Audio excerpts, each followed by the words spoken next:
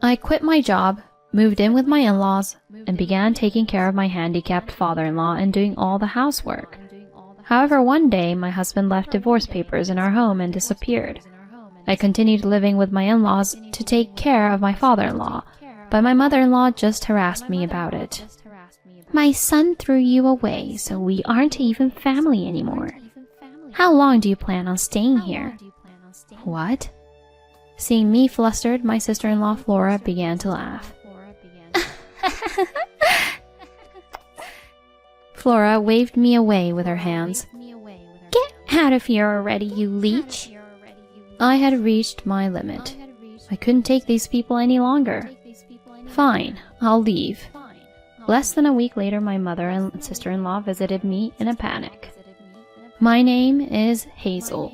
I'm 32 years old and married. I met my husband Julio through work. He was a young and ambitious department head in one of my job's partner companies.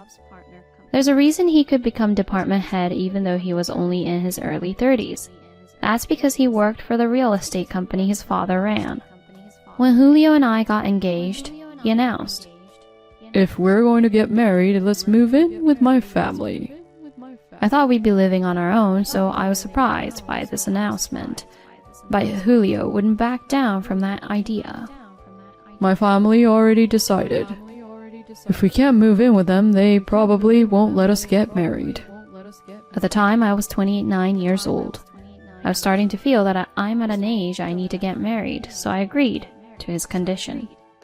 When I met his parents to announce our marriage and that we'd be moving in with them, Julio's father, Brent, looked at me with a worried expression. I'm happy you two are getting married, but are you really okay with moving in with us? And don't you two want to live as a couple? My father-in-law was being considerate of me, but the others shut him up real quick. What are you talking about? Julio is the eldest son, so this is natural. My mother-in-law Brenda replied quickly, looking down at me. My sister-in-law Flora, who was married but lived near her parents, also chimed in. That's right.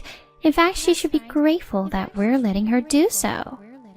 I get it now, so those are the two who came up with this rule. Like that, I ended up moving in with my in-laws after marrying my husband. My father-in-law ran a real estate company, and their family home was large and luxurious.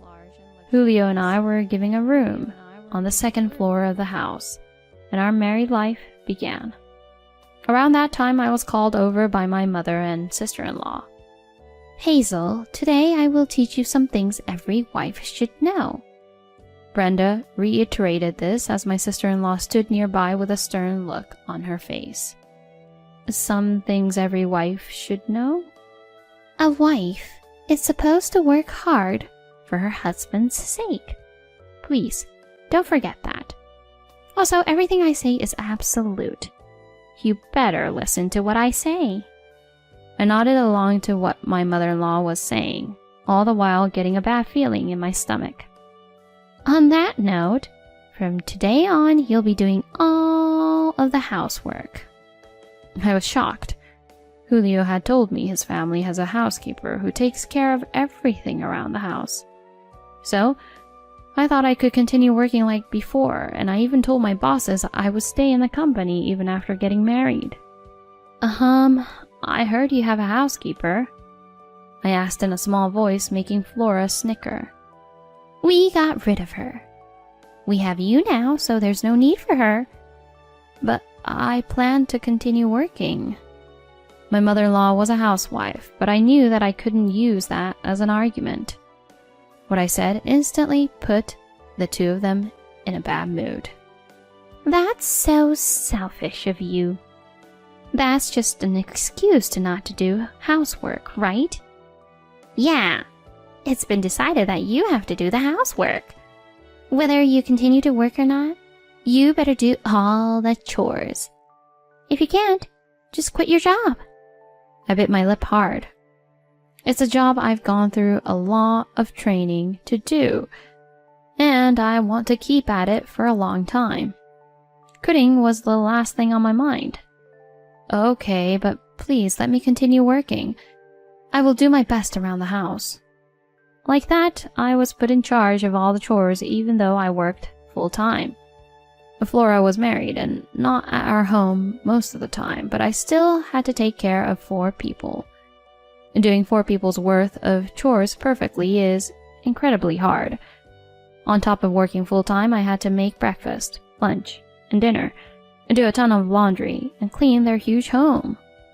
I would wake up at 4:30 a.m. every morning to do chores, go to work all day, and continue doing chores until I went to sleep.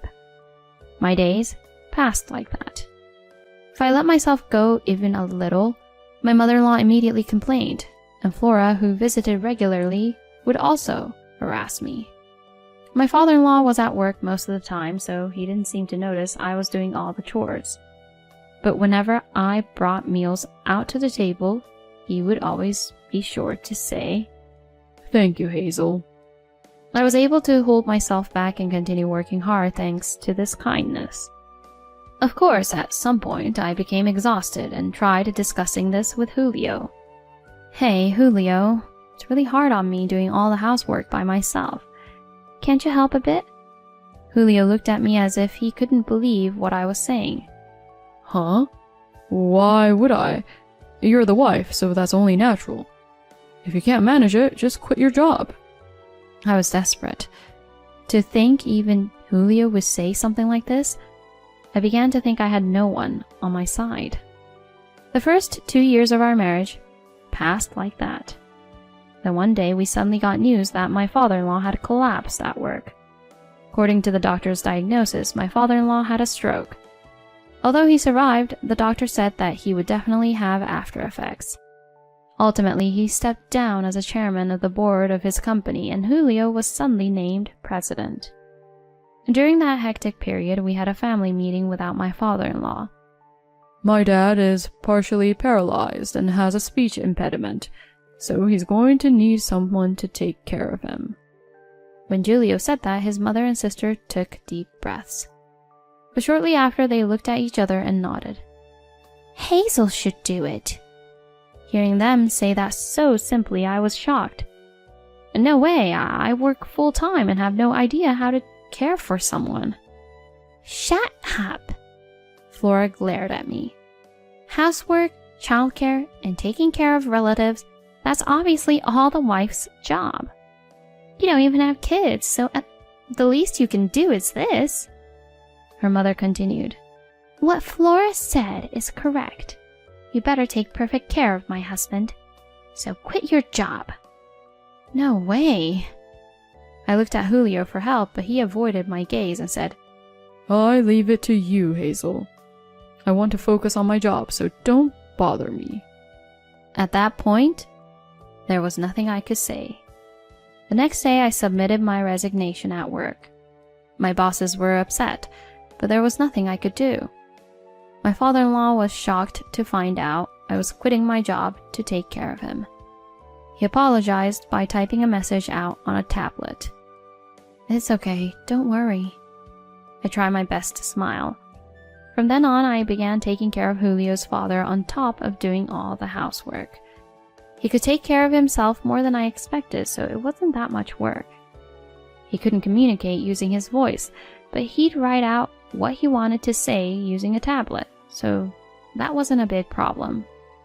My in-laws were shocked when my father-in-law collapsed, but they didn't seem to have much interest in him after I began taking care of him. They never spoke about him. Naturally, I became closer to my father-in-law than before. He was always considerate of me, which made me want to become a source of strength for him. 6 months later, Julio was busy at work and didn't come home.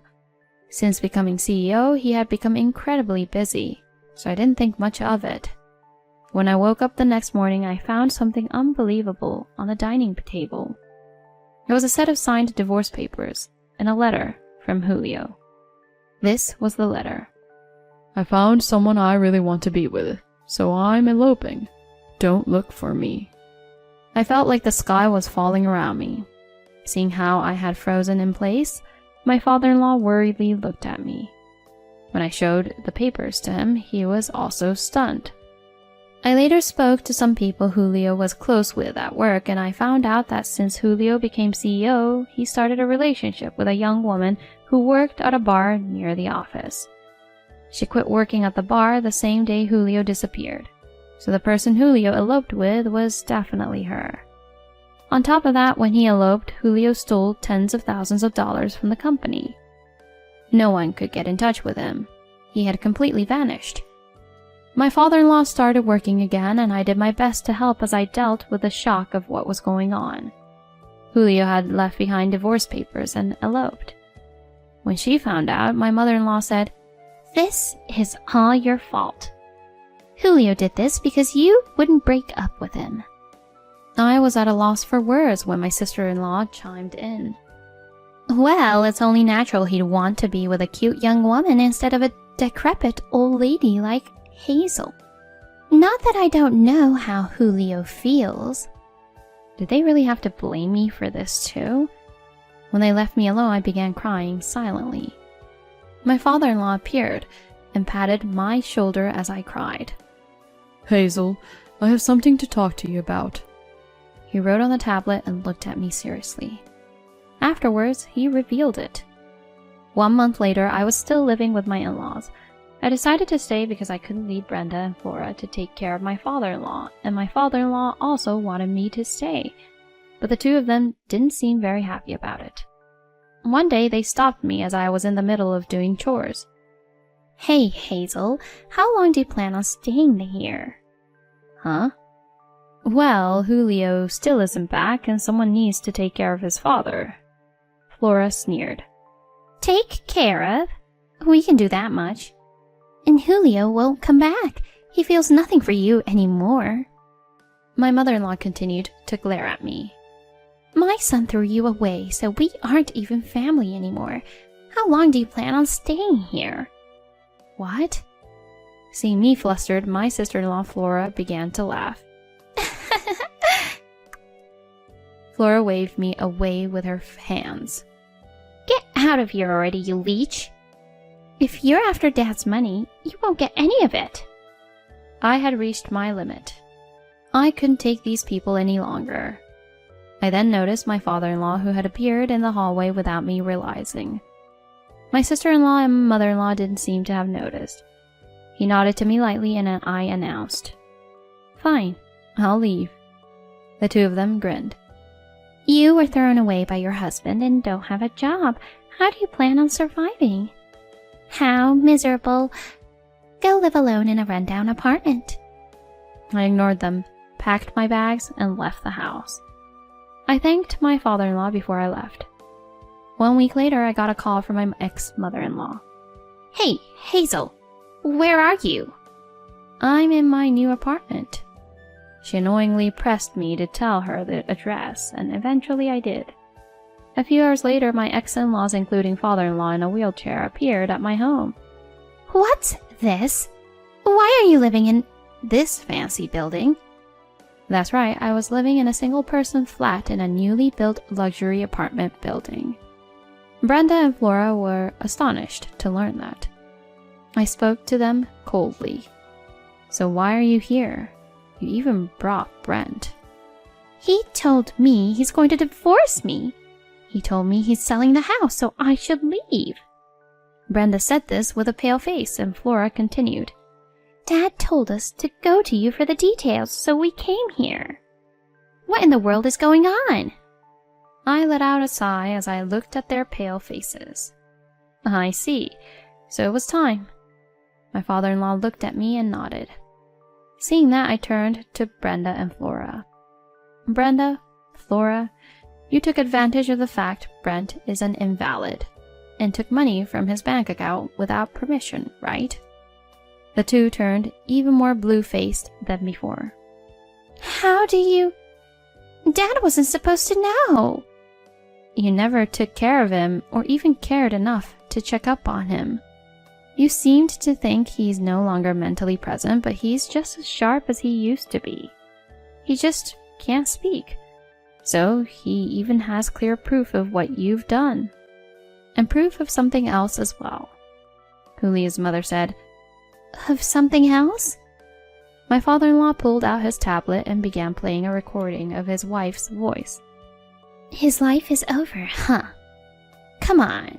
If it's tough on him, he should say something. Though he can't. Taking care of him is such a hassle. I want his money, so I wish he'd just give it to us already. I couldn't stand hearing that. My ex-mother-in-law's face looked increasingly sick. After discussing things with him, I began recording your conversations. Since you've gone this far, the lawyer said getting a divorce should be easy. The lawyer? Per his request, I took Brent to a lawyer's office. He's decided he's definitely going to divorce you. Brenda's knees collapsed beneath her. Flora tried to attack me. What did you do?